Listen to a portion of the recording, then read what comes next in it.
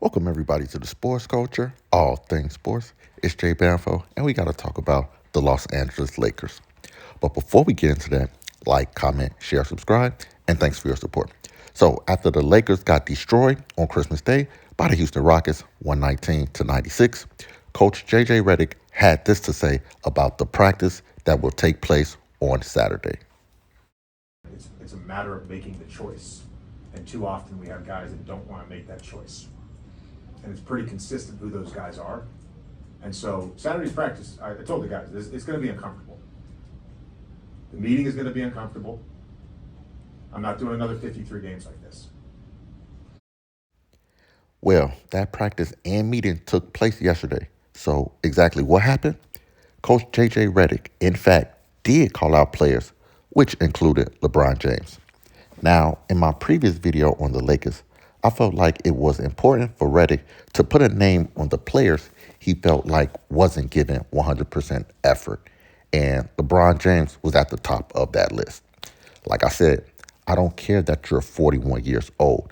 As long as you're on that court, you can absolutely give effort on defense. So when Coach Redick spoke with the media after Saturday's practice, it was very subtle and calculated, but he called out specifically LeBron James. Also, he finally addressed the elephant in the room. Since LeBron James came back from his injury, the Lakers have been a totally different team, and not for the better. Yeah, but we that was, priority number one for me. Role clarity. I think since we've gotten Braun back, we haven't been as organized offensively.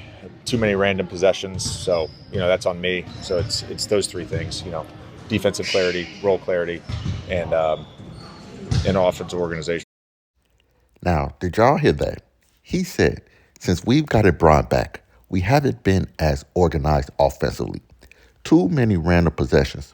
It's those three things: defensive clarity, role clarity, and offensive organization. Now, with that, Coach Redick spelled out what everybody else who's watched this Lakers team closely this season. LeBron James either doesn't know his role or refused to adjust to his new role on this team, which is being a third option behind Luka Doncic and Austin Reeves. Now, let me defend Coach J.J. Redick for a second. Listen, he had to call out LeBron James.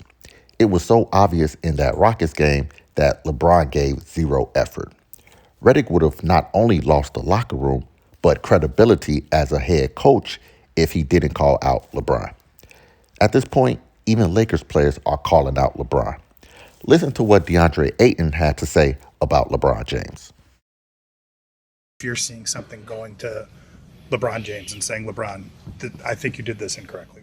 Not everybody could go up to LeBron and think they could tell LeBron how to do certain things and, do certain ways. It's all about personnel and knowing and taking constructive criticism. That's all about togetherness. And, I think once we get a feel of how to really bring each other up, we're going to get rolling here in a second.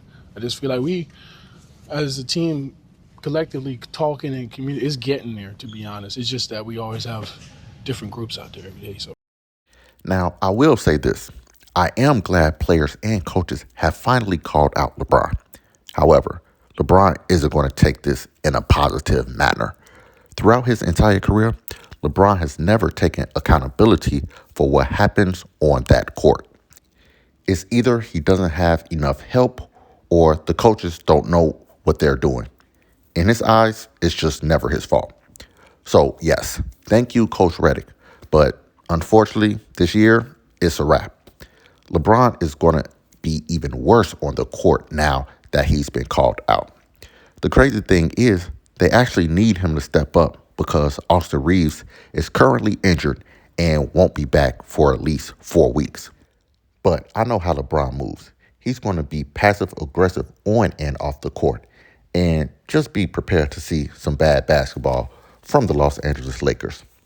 I really thought LeBron was going to embrace being the third option. Nobody with the brain would expect a 41-year-old player to be the main option on a championship team. So I never understood why LeBron feels like he needs to be the number one option. Now, he's never said that, But if you just watch the games, he refused to play a role. He still feels like the offense runs through him, and unfortunately, that mentality is going to hinder the Los Angeles Lakers all season. Now, with that being said, like, comment, share, subscribe, and I'll see y'all next time.